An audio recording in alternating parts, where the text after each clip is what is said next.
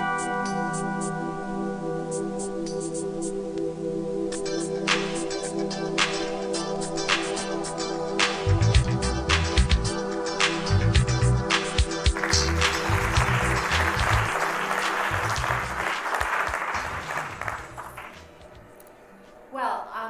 Carol Mickett, and welcome to our town.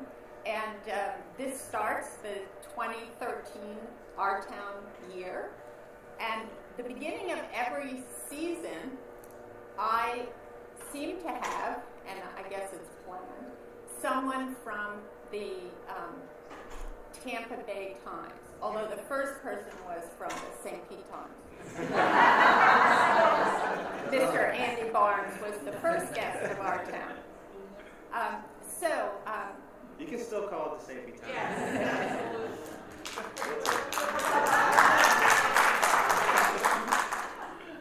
So, our town is a series about discovering the identity of St. Pete, and in general, discovering how you find the identity of a city, a place where we live, our home, our community. And we've investigated that with many guests, most of them people who have lived here for a long time and have contributed their hard work and vision to creating St. Pete, and telling us about their memories and their vision for our town.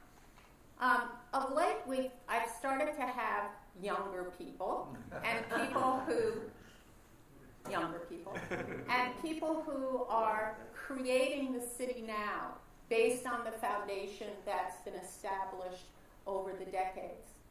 Now, one of the reasons why I wanted Eric to be my guest is because one of the ways the identity of a city gets formed is by people going away and representing our town.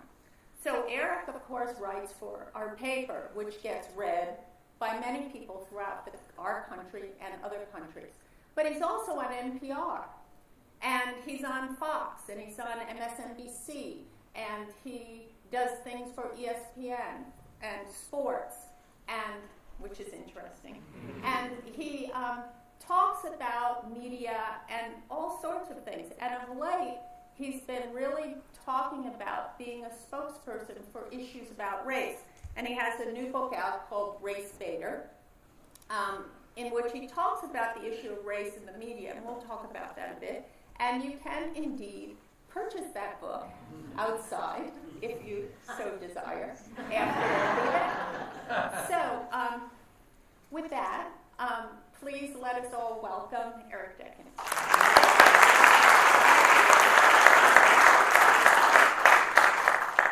So it feels like inside the actor's studio.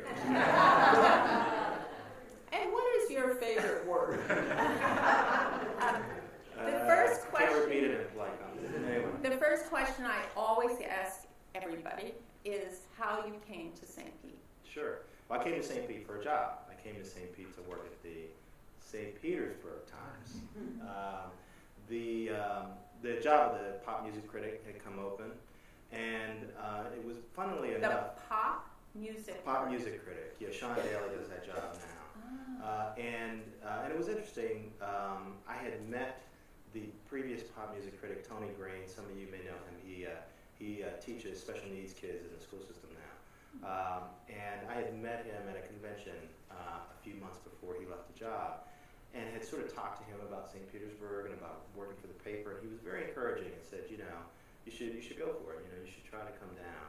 And I was actually recommended for the job by someone from the Florida Times Union who was trying to get me to come there. I was working for a paper in New Jersey, and I sort of told him, your paper's kind of the same size as my paper. It's at that time I think it was the fourth largest paper in the state. I'm not really looking to go through a move like that to move laterally. And he said, well, the best paper in the state is the St. Petersburg Times, so you should think about working there. So it worked out, and when I got to the Times, I studied journalism at Indiana University. I'm from Indiana.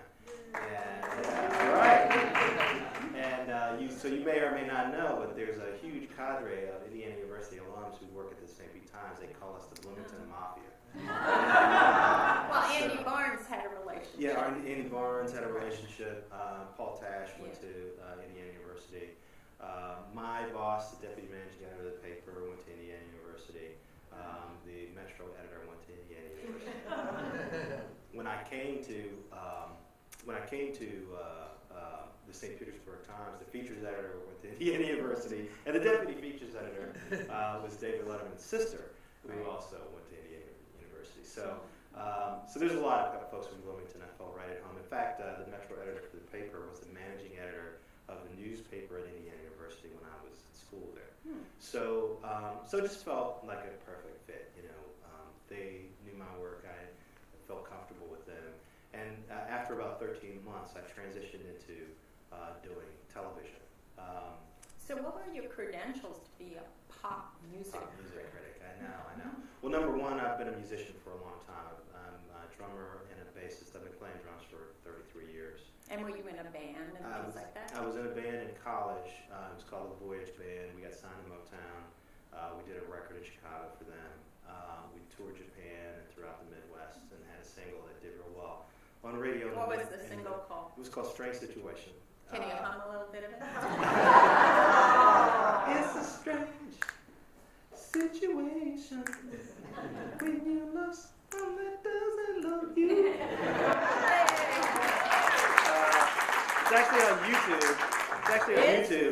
If you're so inclined. Okay, what it's called again? It's called Strange Situation. Strange Situation. YouTube. Yeah, okay. It's on YouTube. So we got signed by Motown and sort of did that whole. I took 2 years off from school and did that whole thing. And before you graduated. Before I graduated. And then you went back. In fact, I finished my last credits for college by correspondence from Osaka, Japan, while I was playing in the club there. And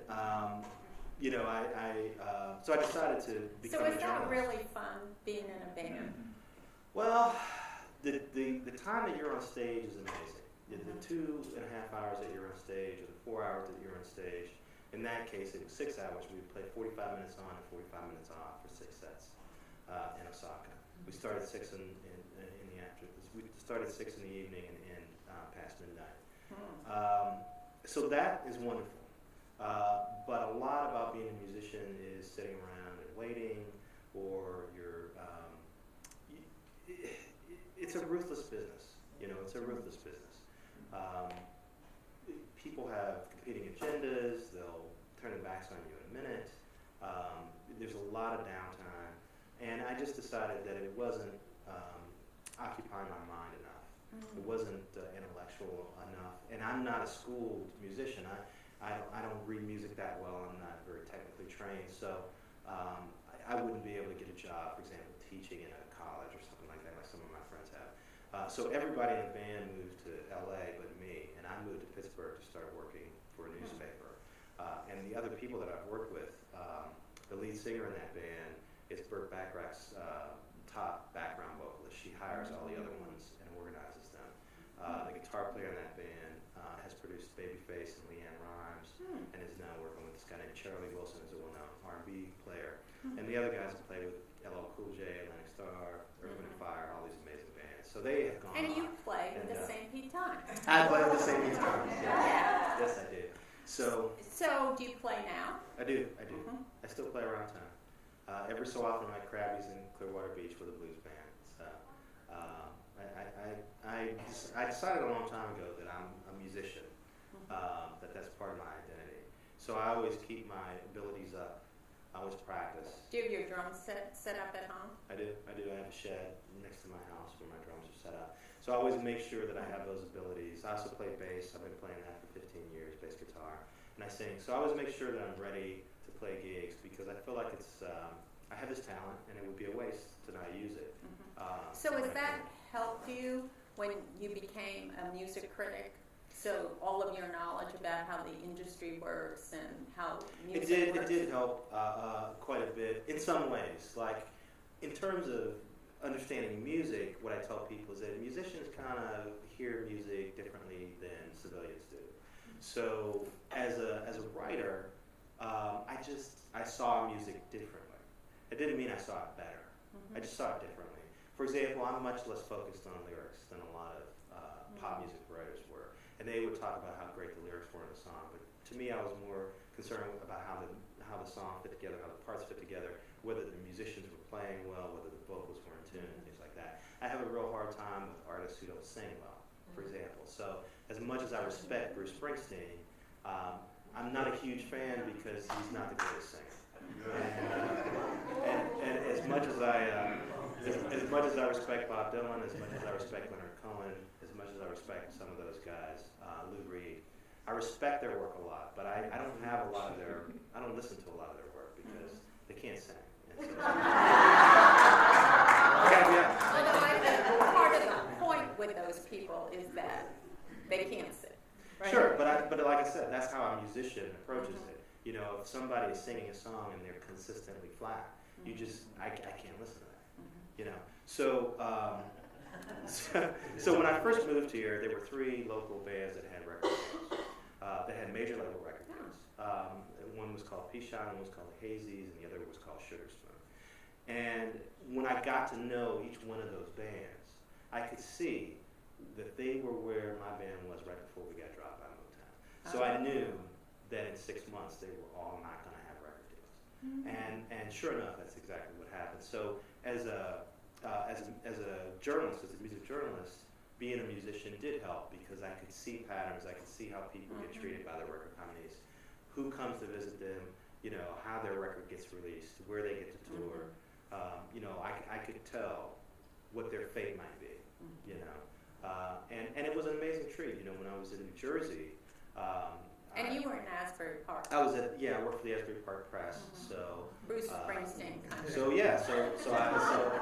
you know, I hung out with John Bon Jovi. I interviewed Bruce Springsteen 3 times. I hung out with Smithereens. You know, there a lot of musicians live in that town. Yes. So I saw a lot of that up close. So when you moved from being a music critic, I mean, you're a pop music critic as opposed to the classical, which classical and jazz I didn't write about very much, but I wrote about everything else. And then you moved to TV, and then did that include radio and print? Because now you write about all media. Yeah, now I write about it all. Well, at the time we had somebody who sort of wrote a little bit about radio, so I didn't worry about radio as much. I mean, it was kind of interesting because I was pop music critic, and I was at this huge music convention in New York, and a bunch of Florida people had congregated at a bar. We were watching Marilyn Manson, this rock band play from Fort Lauderdale originally. And so I looked around and I said to myself, okay, I'm going to factor out the fetuses, right? So I'm going to factor out anybody who's 25 or younger.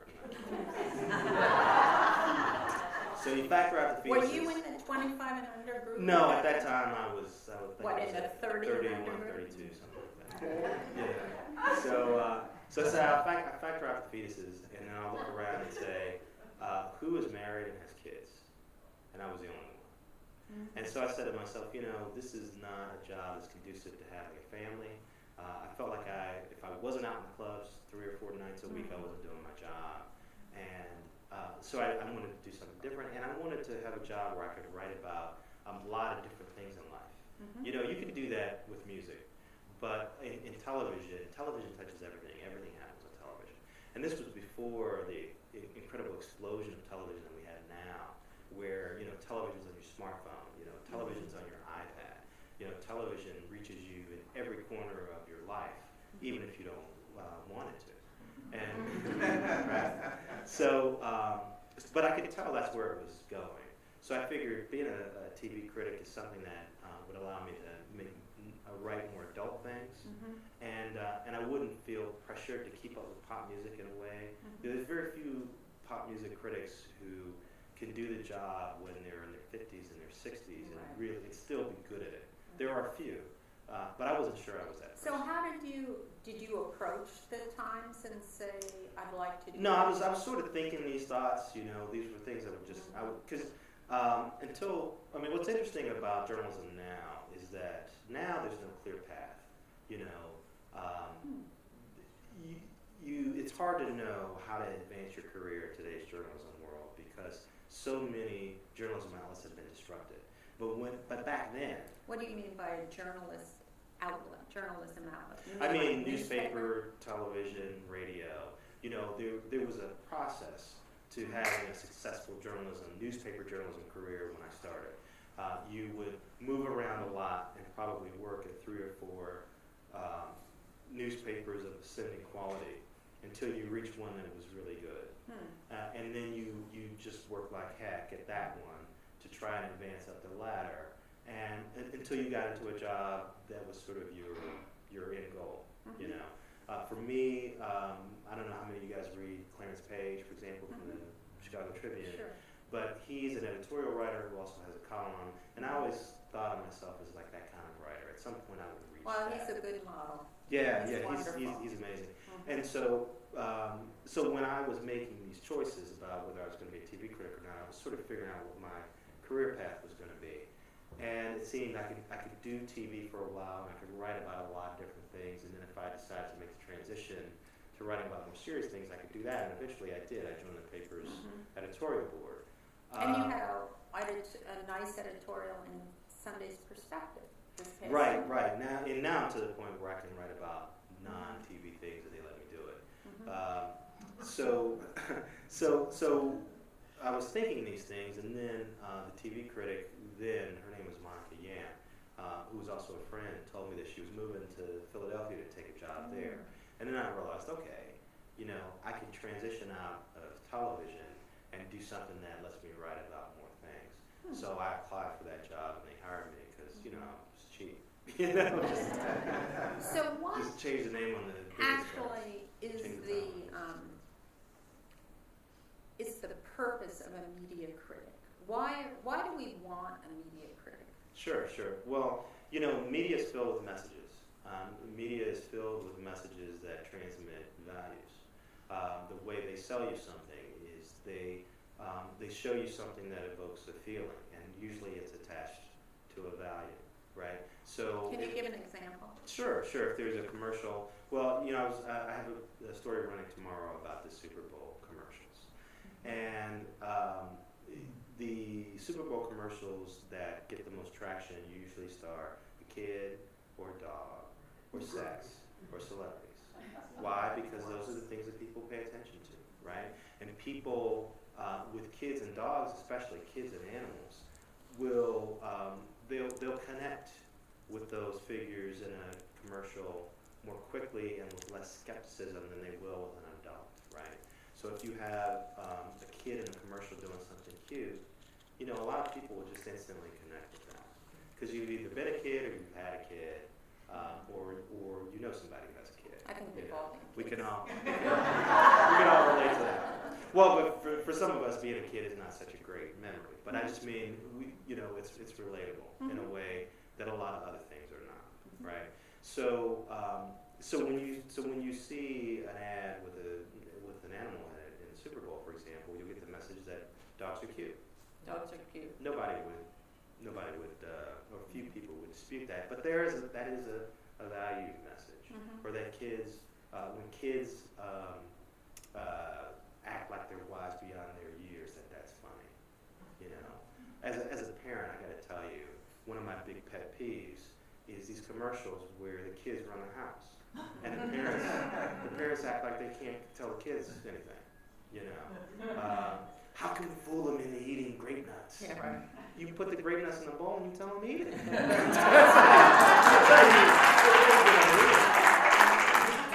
So that's a pet peeve. That's a pet peeve of mine, and that to me is a value construct that in a weird way kind of gets passed along in some commercials. So, but there are other value systems, value constructs that are. And why do we want to know that? Because you want to be smart consumers. Why do you want to know how many calories there are in a Big Mac? Why do you want to know? Well, yeah. If you're eating them, you don't know.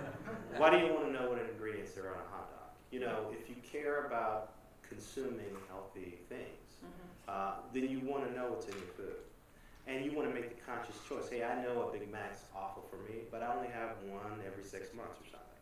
You know, you can make a conscious choice knowing what impact it's going to have on your system. And I feel like media is like that too. I want people to make conscious choices about media. I don't want people to be pawns of media. The folks who create TV commercials and radio commercials and even put ads in newspapers would love it if you didn't care what those messages were and you just responded to them. You just reacted. They would love that. But if you're going to be smart consumers, you got to know how the media is affecting you, how it's trying to manipulate you, what it's telling you, what it's not telling you, and why. And my book, Race Baiter, is about a lot of prejudice that's embedded in media. And the only way to really get at it is to observe it first, to recognize it. It's the act of sort of removing it from the edges of our consciousness and making it something that you can consider full-on consciously. You know, one of the things that's interesting about this whole subject we're talking about is that we spend a lot of our time viewing media. Sure. Listening to the radio, watching TV, reading the paper, being on the internet, and so on.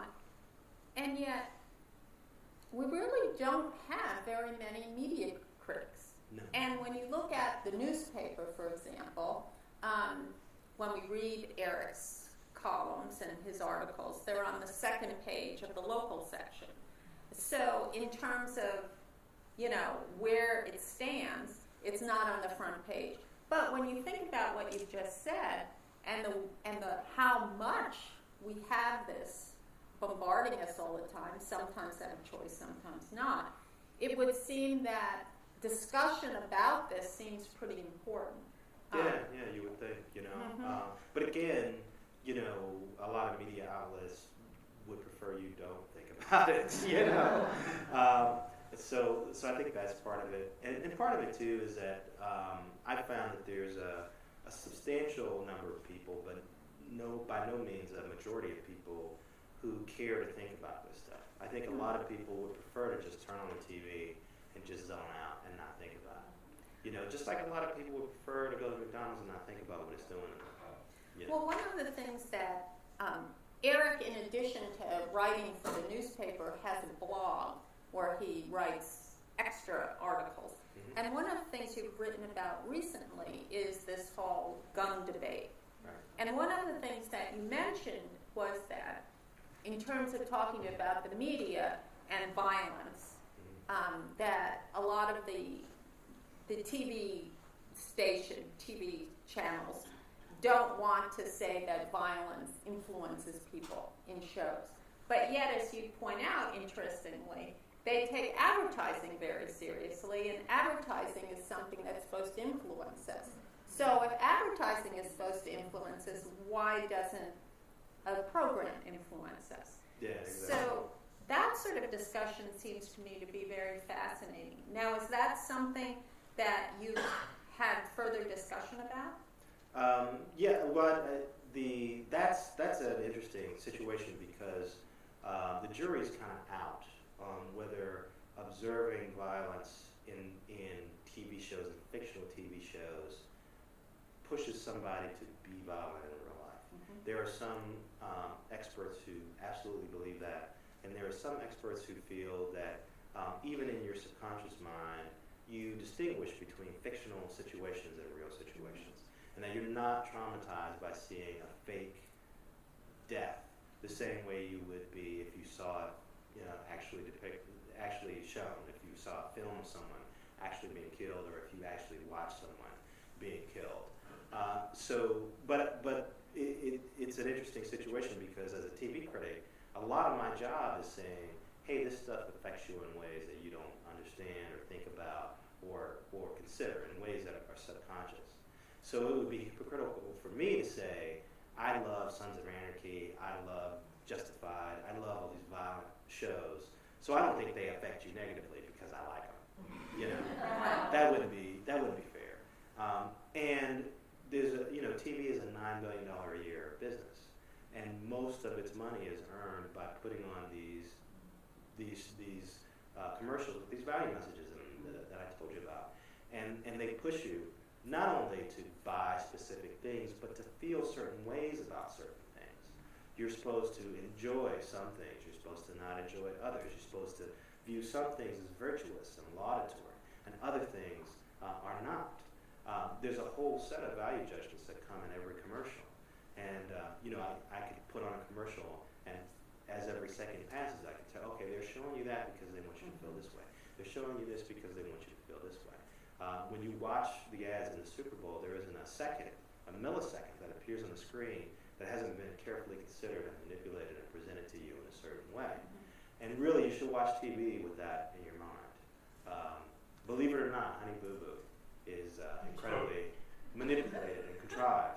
And as much as we want to think they just put a camera in front of a crazy family. Explain Honey Boo Boo. I don't want to explain it. If I must. Well, TLC has this show called Here Comes Honey Boo Boo, which is a spin-off of a show called Toddlers and Tiaras that focuses on little kids, little girls mostly, who do beauty pageants, and the horrific mothers who push them into it. And Here Comes Honey Boo Boo focused on a specific toddler known as Honey Boo Boo. Honey Boo Boo Child is her nickname that her mom gave her. And her mom liked to give her what she called go-go juice, which is this weird combination of Mountain Dew and Red Bull and all this. Yeah. So she'll be up for the pageants, you know. But Honey Boo Boo, it focuses on the family. They live in rural Georgia. So it's a reality show? It's a reality show. And they subtitle when they talk to each other, they subtitle the dialogue. I mean, you can understand what they're saying. You know, it's like the producers are saying, here's the joke. You know, these people have such a strange accent that we have to subtitle it for you. And, it's an incredible, not only is it incredibly contrived, but the whole value system communicated by the show is that poor Southern people are eccentric and weird, and let's have fun looking at how much uncooler than us they are. You know, and they won't admit it. They say, is that a popular show? Yes, it's very popular. And who watches it? Is there a demographic? Do the people in the Northeast watch it to say that? I don't know. I don't think it's by region. Young viewers like it.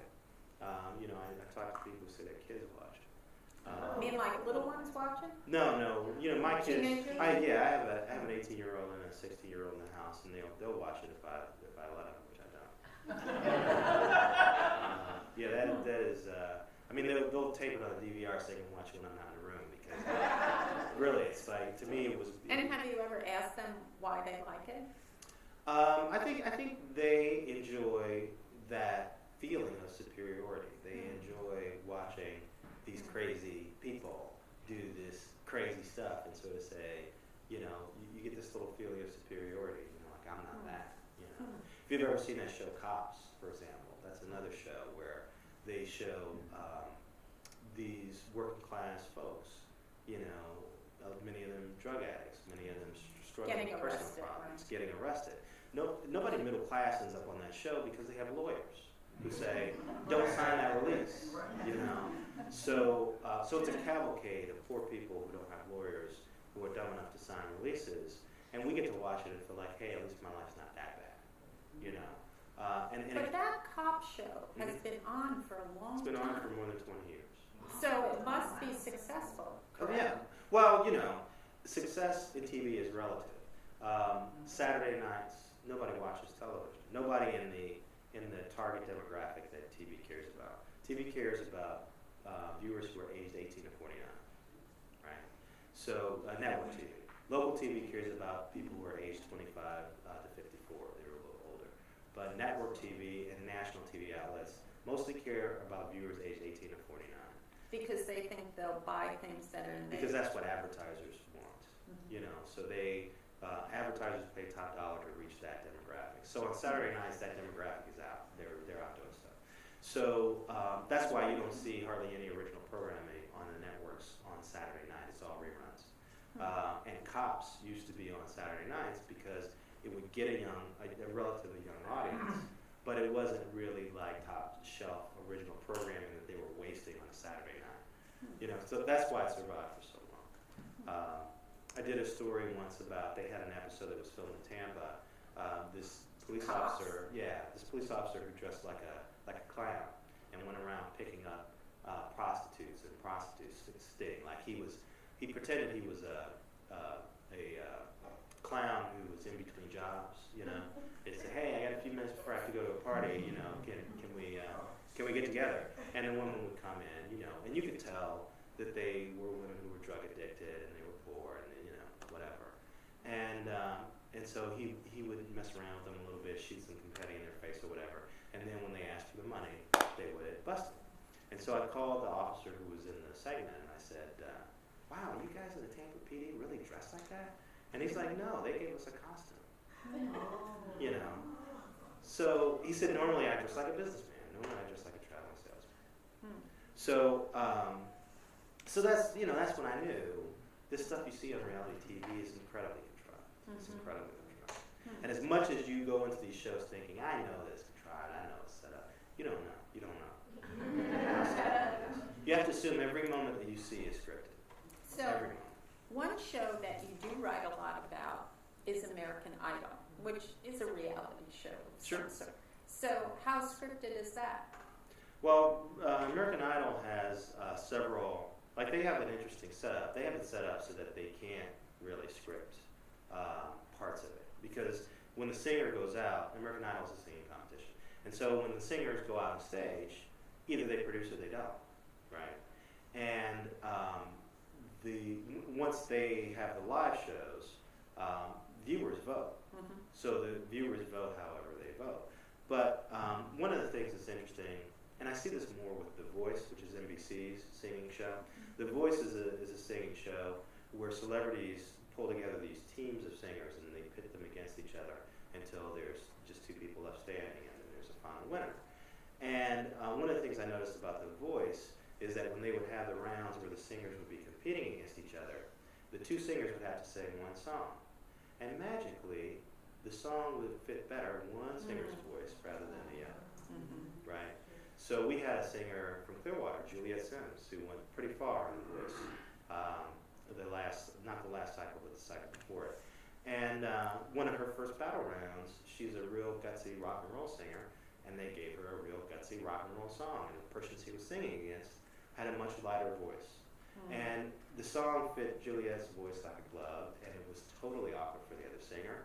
And you could tell the producers had kind of chosen a song that would fit the person they wanted to move forward on the show. And so, of course, American Idol won't admit any of this, but they have a lot of control over which songs the singers sing at any one time. They have a lot of control over what they wear. They have a dress rehearsal where they have a look that's put together by the show stylist. They go out, they sing sort of a rehearsal version of the song, and then the producer, Nigel Lithgow, tells them whether or not what they're wearing looks good. And he may say, I don't like that, you gotta come up with something. Or get rid of that scarf, or change this or change that. Now, is he changing it because it looks bad, or is he changing it because he wants somebody else to do better, and maybe this person looks too good? Who knows? I mean, I'm sure he would deny that. But I'm just saying, there's lots of different ways producers can affect even a show where you would think it's as unscripted as a singer goes out and sings and the viewers vote. If they're handed a song that everybody knows they can't sing well, And why do you think that show has been so successful? That show, I think, was successful because it's figured out a way to get young viewers energized and interested in the show. At first, it was new. Nobody had really seen a show like that in America, even though they'd done it in England. And there was a sense that it really was creating pop stars, the first couple of winners. And now I think it's reached a point where there's a whole cadre of really young girls, tweens and younger, who are watching the show and like to vote. And they're providing the ratings and they're controlling the winners. And they always vote for that cute They always guy. vote for the cute, unassuming white guy. That's right. So let's talk then. One of the things that you've been doing is talking a lot about race, and you've been thinking about that for a long time. So I think a lot of people have seen American Idol, and one of the objections is that now it is these young white preteens and teenagers who are voting, so that cute white guy always gets elected, and he's really not very good. I mean, he's okay, but he's not usually the best singer. Yeah. So, and there's been lots of discussion about that, Sure. and how the few African Americans that actually do get on usually get off, even though there's been some winners that have been involved. Yeah, I mean, the last cycle of the show was interesting in that the two runners-up were people of color. The runner-up was an Asian woman, and the third place finisher was a black man. So that was better. Normally, even, I think it was not that year, but the year before, so not last year, but 2 years ago, the first 5 people eliminated on American Idol were women of color. Right. You know, and so what's going on there. This last season in 2012 was not that bad. So at least they've made some progress. So one of the responses to it is that, well, it depends on who's voting, and they can't get a black or people of color audience to vote, or maybe there is an audience, but they're not voting. So,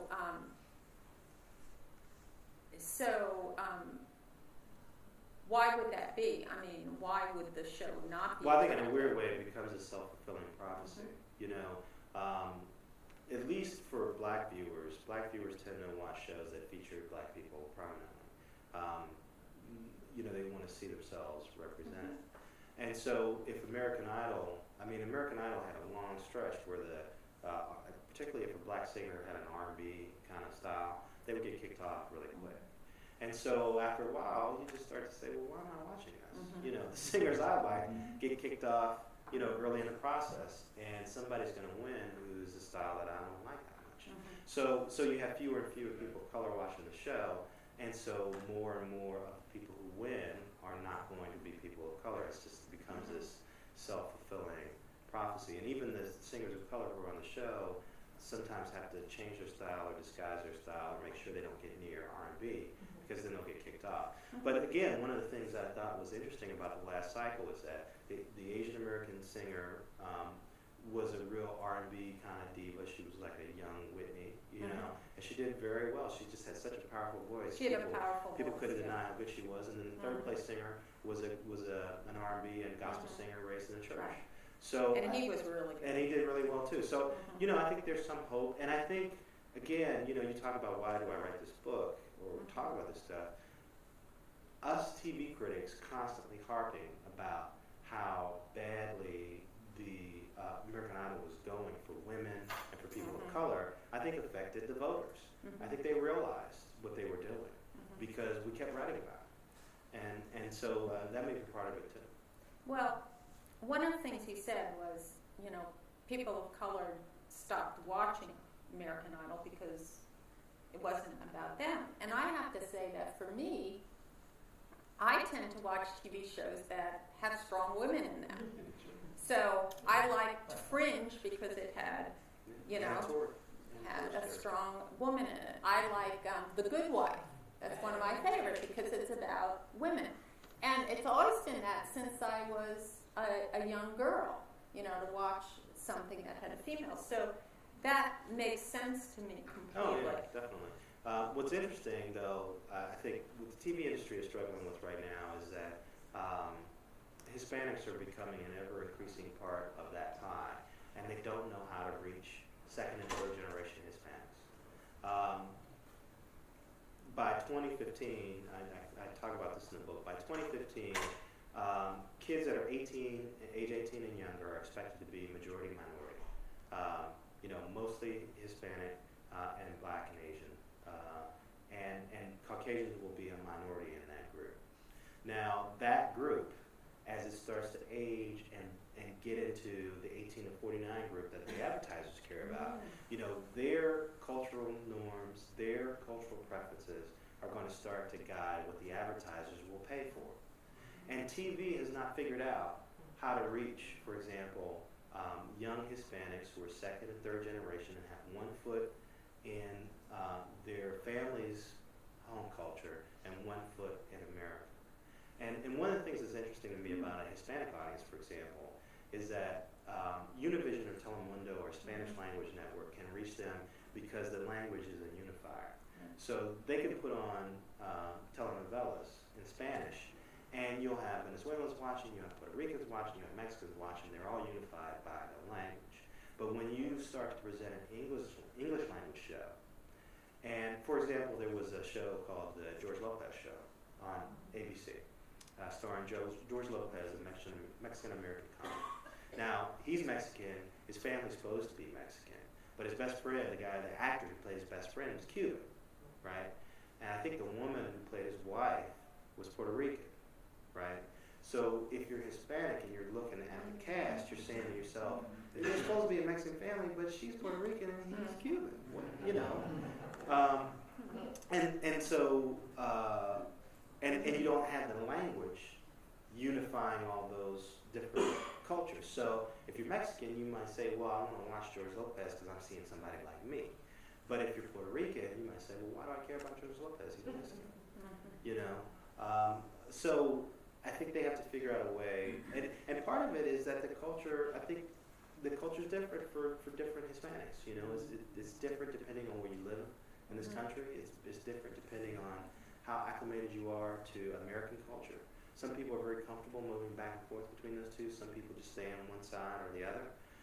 It is going to be interesting to see media and big companies try to figure out how to target this group as it sort of moves through, our society, the same way that the baby boomers did.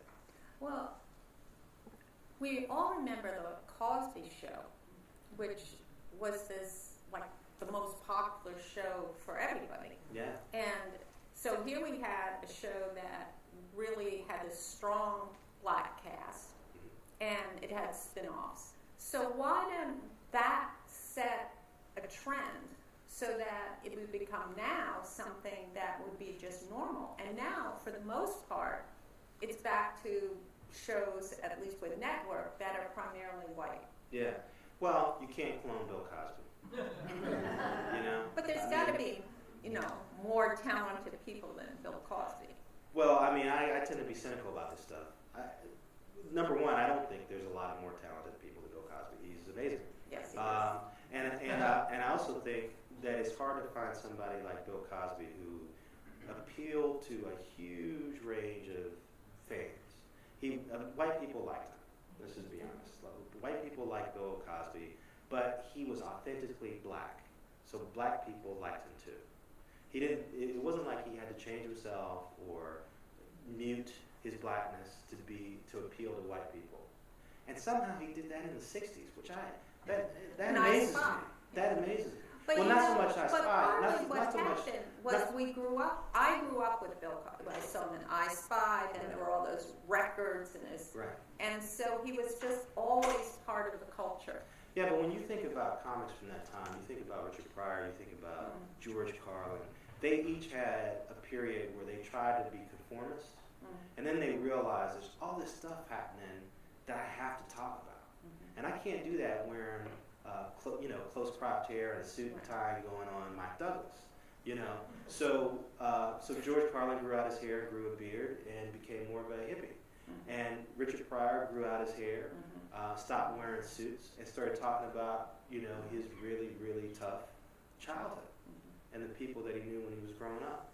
Bill Cosby was able to be authentically black, felt to black people like a real person who didn't pander, but at the same time was able to offer this unthreatening, welcoming vision to white audiences that they loved, and be entertaining and one of the funniest comics in the country on top of that. I mean, that's just like amazing. That's lightning striking, And so part of the problem with another Cosby show is that there's not another Cosby. There just has not been another Cosby. But what would someone like Richard Pryor say to that? I mean, I think Richard Pryor wouldn't want to be Bill Cosby.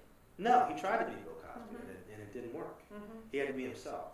But I'm just saying that, you think about Richard Pryor, and again, to me, I really idolize what he did. I think he was really brilliant too. But you look at Richard Pryor, and you can see Richard Pryor leads to Eddie Murphy, leads to Chris Rock, leads to Kevin Hart. You can see that even though those guys are brilliant, they're part of a lineage, and they all kind of do the same thing for their generation, right? Bill Cosby kind of stands apart even from that. Oh, that's really interesting. There's nobody who's fused culture and comedic quality and showbiz ability the way he did. maybe, I mean, like, you think about Sammy Davis Jr., for example. That's somebody else who was really famous, but he always had this sort of weird relationship with the black community. People were never quite sure how to take him because he was too chummy with Republicans, and he was, well, come on now. If you're going to be friends with Nixon in the 60s, when he's going around telling everybody, vote for me because the Democrats sold you out by signing the Civil Rights Act, people didn't quite know how to take it, down with the Rat Pack and all that, some of the jokes that he used to go along with were, he would jump into Dean Martin's arms and Dean would go, I'd like to accept this award from the NAACP. Right. Some people thought that was funny. My mother hated that. She thought that was demeaning. And she couldn't understand why somebody like Sammy Davis Jr. would go along. Right? So even Sammy had this conflicted relationship with the black community sometimes that Bill Cosby didn't really seem to have. He avoided that. So all of that to say that they tried to figure out, Gregory Hines got a show, The Fresh Prince of Bel-Air, with Will Smith. I mean, he's the closest really, but he's not a comic, he got a show. They, network TV tried to clone the Cosby Show, but there's just not another Bill Cosby. And so now we've reached a point where network TV isn't even trying. They do what I call the black best friend. Well, that's the thing. I think that's the thing. Why isn't the network even trying? Because those shows do. What happens is those shows. Well, what seems to have happened. Let me put it that way. Because networks have tried. Number one, a lot of times those shows kind of suck. They don't do a great job pulling together those comedies. And then when you have an all-black comedy, white people assume, well, it's not for me. I mean, white people didn't assume that with the Cosby Show because it was Bill Cosby, right? But who else could do that? I mean, maybe Will Smith could do that. Maybe one of the things too, and this has just occurred to me, but maybe one of the things too is that black actors who are popular enough to front a show like that are in movies. That's right, like Denzel Washington. Denzel, but he's not a comic. I don't know if I can see the cat from Training Day, playing a dad in a sitcom. But it could be a dramatic series. Well, but see, TV has never really had successful, network TV has never really had successful series starring a mostly black cast or a mostly non-white cast. One of the things that was interesting about Homicide, Life on the Street, for example, if you guys remember that show, I used to talk with occasionally the writers on that show, including David Simon, who used to be a police reporter from the Baltimore Sun. And they always felt like the show didn't get the viewership it deserved in part because even though it wasn't quote-unquote a black show, it was a majority minority. Most of the characters were black or Hispanic. There were really only one or two white characters on that show. And you had Andre Braugher and Yaphet Kotto, and you had some really great actors of color on that show. And even the people who were making it felt like viewers weren't watching it because maybe they assumed on some level that it wasn't for them. So I think that's the problem you have with all minority casts is that people who are white people especially might look at it and say, I don't think that's for me, or that's not intended for me. So I'd like to change the topic a little bit. We don't have a lot of time left. So you've written this book called Race Baiter, which is a whole discussion about race and the way it's portrayed in the media. And you write about these issues a lot, about different things. You write about our president. And I wonder about your personal experience so that you've chosen to do this. Mm-hmm. Sure. Not every black person who's a journalist chooses to be a spokesperson at rest. So what about your personal life, your education, your experience that has moved you into being such a spokesperson? Well, that's a whole other. but I'll give you the Reader's Digest. Okay. So I grew up in Gary, Indiana, in an almost all black city. There's a small portion of it that has white people in it. But in my neighborhood, there was a high school that had, I don't know, like 1,200 kids. And as far as I know, there was one white kid in that school, right? So whenever we saw white people in our neighborhood, we assumed they were lost. Right? We would go over and say, "You need some directions?" You obviously you ain't. So until I was in the going into the 5th grade, I'd never really had any contact with white people other than going to McDonald's or a movie or something, having them hand me something. And watching TV. Well, watching TV, but I mean contact.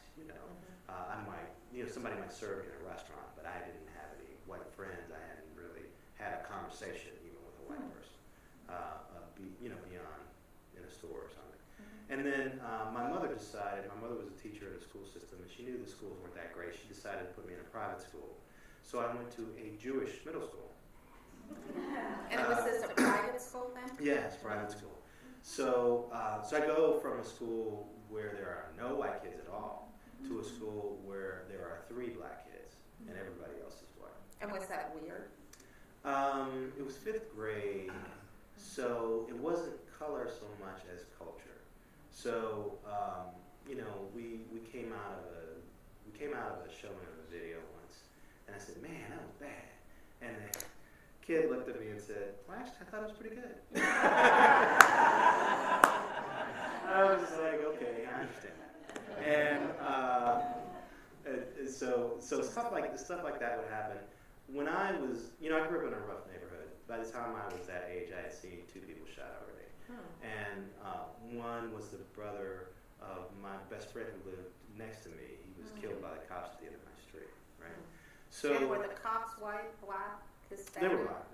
He deserved it. He was a criminal, and he was running from them. He had a sawed-off shotgun. The other guy I saw get shot was a gang member. So it wasn't like these were. This was back in the day when people generally, in my neighborhood anyway, didn't get shot unless they were involved doing something they weren't supposed to be doing. You wouldn't. It's not like today where you could just be hanging out on your porch and get a stray bullet. People weren't that crazy yet. But I still had seen some pretty intense stuff. So I was hanging out with these kids who lived in suburbia, and they hadn't experienced any of that yet. But I had to learn how to deal with white people. Right. Now, did they have issues with you? No, not really. Not that I knew of. One of the things that I noticed. Well, here's what I learned. In my neighborhood, if you don't want to do something, you kind of just tell people you don't want to do something. White folks are polite about it. So you will go along with stuff that you really don't want to do because it's the polite thing to do. But resent the person who you feel like is putting you in a position where you have to do it. Right, and as a kid, I had to learn that, that I might say, "Hey, let's go to a movie," and this person I asked didn't really want to go to the movie, but they didn't want to say no either, right? And that was something I didn't really understand. And then the other thing that would happen is it wasn't the kids; it was the parents. So the kids, so I'd get together with some friends at school, and we'd say, "Let's have a sleepover," and then all of a sudden the date would just keep getting put off by the parents. So they didn't want me in their house. What did your mom say to you about that? The first couple times she wouldn't really. She'd just say, "Oh, whatever." And then after a while, she kind of broke down to me. And that's fine, but it's weird to be good friends with somebody and feel like their parents are racist, right? But I ran into that a fair amount. So, but what was good about that is that I learned how to deal with it when I was younger, 5th grade, 6th grade, 7th grade, 8th grade. And then when I went to high school, I went to a Catholic high school. So, world religion. I mean, I gained an appreciation. I knew what it was like to be in a situation where you were practicing somebody else's religious rituals out of respect. So at the Jewish middle school, I learned Hebrew. We had morning prayer services. We had Shabbat services every Friday. We celebrated all of the Jewish holidays, so we built a sukkah and all of that. And so I learned a lot about Jewish culture, And then that's a wonderful thing. it was amazing. Yeah. It was very valuable. And then you know, when I went to the Catholic school, they had masses and you know, Ash Wednesday and all of that, and you know, and you know, we had priests and sisters who were teachers as well. So so I experienced that, and you had faith classes. You had to take a class centered on the religion every semester. So I learned about Catholicism, and so I don't feel threatened by religion. I'm not particularly religious, but I'm happy to go into anybody's church and share in their fellowship and hang out and observe what they observe, you know, do the same prayers that they do, and hang out with them and enjoy that companionship without feeling threatened by their faith. So what's interesting is earlier on in our conversation, remember Eric was talking about being a musician, and he said it wasn't intellectual enough for me. And so being a professional musician. Right. So you wanted to do something like being a journalist where you could use where I could use my brain more, and where I would be intellectually focused for more of my day. And it makes sense, given how education was so valuable for your mom, that she got you into these schools, and she instilled in you that this was very important, and I'm sure you did well. Yeah, I tried to, and but the thing that was valuable for me for those two schools was that I learned how not only to deal with white culture, but how to define myself as a black person versus being submerged in white culture. So I went through, of course, a period where people might say, you know, you acting white, or you know, you're not really white because you start saying guys. That was a big thing in my neighborhood. You know, after I was at that middle school for a while, I started using the word guys, which nobody said in my neighborhood. Why are you talking like that? You're talking like you, you know. And so I had to get to a point where I was comfortable with being the black man that I wanted to be, being black in a way that I felt was valid. And if somebody else thought that wasn't valid, that's their problem. But that's a journey. Right. And so I reached that journey. So by the time I went to college, I sort of had it down. I figured out how to understand white people. I figured out how to understand my own culture and define myself. And I was ready for college. Now, unfortunately, I think a lot of my black friends who were in all black schools before they went to college had to make that transition then. And then you're paying big money. And you're trying to get trained for a career. And you're in this environment where maybe if you came from Gary, you went from a city where, you know, if you went to that Roosevelt High School in my neighborhood, there was one white kid in that whole school. And then you go to Indiana University where black people are 10% of the student body. And your roommate might be white. And everybody on your floor in your dorm might be white. It's not so much the teachers, because that's kind of removed. It's more your living circumstances. You know, you're in a totally unfamiliar environment, and you've got to get used to it when you're away from home and you don't have a support system, and you're changing in all these other ways as you change when you go to college anyway. And so I found a lot of my black friends would have trouble staying in college because they were struggling with all this extra stuff that maybe white kids didn't have to struggle with, because they were going to an environment where there was a lot of other people like that. And so I was glad that I made that transition when I was younger. And I could even try to help people out and say, hey, you know, I think I kind of see what you're going through. You know, try to deal with it this way. Especially when I was on the school newspaper at IU, we had a lot of black reporters who would not be able to fit in with the cliques who were running the newspaper. And I would try to sort of school people on how to fit in, or how to, you know, manage folks so that they could get done what they wanted to get done without feeling ostracized, you know. And so seeing all that, you know, when I became a journalist, I just started writing about it. Exactly. It makes complete sense that you wrote this book.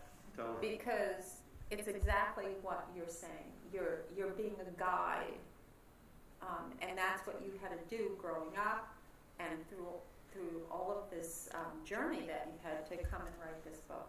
Totally. So, race data. So we're almost out of time, but I can take one or two questions. Yes? My name is John Rinaldi. Earlier you touched on Todd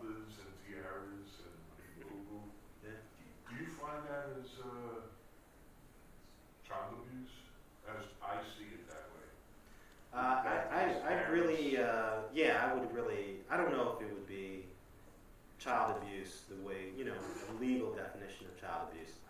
I certainly would think it's not great parenting, and not just for the obvious reasons. It's, exposing a child to a situation where they become an international celebrity, and a good portion of those people see them as a buffoon. I just think that would be awful, And Honey Boo Boo doesn't care now because she's too young to know what's happening to her.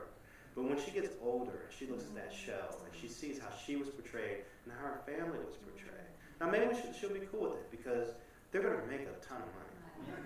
If you look at one of the guys who was on this show, Storage Wars, filed a lawsuit against A&E, the company that makes this show.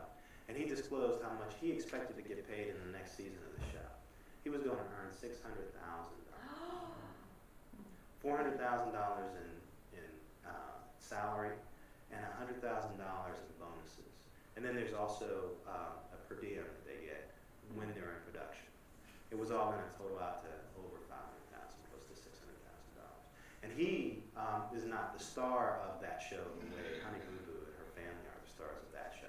I would not be surprised if they're clearing $1 million a year now on that show. So of course, but see what's interesting is they're a poor rural family living in rural Georgia. Now they've pretty much won a lottery, right? So how does the show survive when the family starts to have a salary of $1 million or $2 million or $3 million? That's what happened to Jersey Shore. All the kids got rich, so they couldn't keep doing it. There's a gentleman in the back. Yeah, that's crazy. You talked about how the shows are contrived and how there are all these messages that lead us astray, I guess, away from who we really are. What, information could you share with us to maybe inoculate our audience and help us understand better how to avoid the traps that the media presents to? Right. So let me repeat the question. Sure. So the question is, what are tips to inoculate ourselves to not be manipulated? Right. The off button is one way. But not all messages are bad, right? Every TV show is trying to entice you to watch them. And so when it leads up to the commercial break, there'll be kind of a cliffhanger to make sure that you want to come back in after the commercial break. And they start some shows a minute before the hour, after the hour, so it makes it hard for you to tape on your DVR. Stuff like that. Every show has its tricks. But the main thing that I tell people to do is just constantly ask yourself, why are they showing me this? I think people have an instinct when they're watching a show that maybe has a message that they don't quite agree with, or that they feel is kind of damaging, or that they might be watching as a guilty pleasure. I think about shows like Say Yes to the Dress. My daughters love that show, Say Yes to the Dress. But I have a real problem with this sort of princess fantasy as being sold to women, right? To where there's going to be the perfect wedding, and there's the perfect dress, and you have to spend a crap load of money to achieve that. And oh, by the way, we have this whole series showcasing this store that can sell you all this stuff. When the poorer people who come on the show are spending $2,000 on a dress. When I got married 21 years ago, that was the whole ceremony. We spent $2,000 on, right? These people are spending more than that on a dress. And so what I just tell people is, if you're watching Say Yes to the Dress and you feel a little uneasy, even though you enjoy the show, just keep asking yourself, why are they showing me this? Storage Wars, one of the things that, Storage Wars is a reality show where these guys go in and on these auctions where they auction off storage units that have not been claimed or paid for. Who thinks up these things? Who knows? Who knows? So there's this cast of 4 or 5 people, and they all have their different quirks, and they go in, and you can look at the items that are in the storage unit. You can't go in or move anything or go inside the unit. You can just stand back and look, and then you decide if you want to bid on it.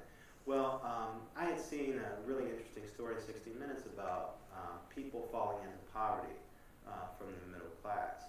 And one of the things that happens is that both breadwinners lose their jobs, so they lose their house. So they take everything and they put it in a storage unit thinking things are going to get better. But they never do get better, and they fall behind on paying on the storage unit. And then the stuff gets auctioned off, right? So some of these units in storage wars may have come from people who lost everything in their homes because they put them in this storage unit that they can't pay for. Now, Storage Wars is not going to tell you that. Storage Wars is just going to say, hey, isn't it funny that they bought this storage unit and you dig to the bottom of it and you find these collectible coins that are worth 20 grand. Well, who's going to not pay the rental fees on a storage unit that has collectible coins that are worth $20,000? Who's going to do that? Unless they're not able to, right? And as we find out, some of the allegations made from people who've been on the show, some of that stuff is set up. Some of that stuff is planted inside the unit. So, I mean, at least if you believe the allegations of in the lawsuit that Dave Hester filed. So just ask yourself, why are they showing me this? Particularly if you feel weird about it. Why are they showing me this? And is it really true? Are they manipulating me here? And finally, buy the book Race Baiter because it has a lot of good information. And at that note, we should say good night. And you should ask yourself if we've been manipulating you. Not at all.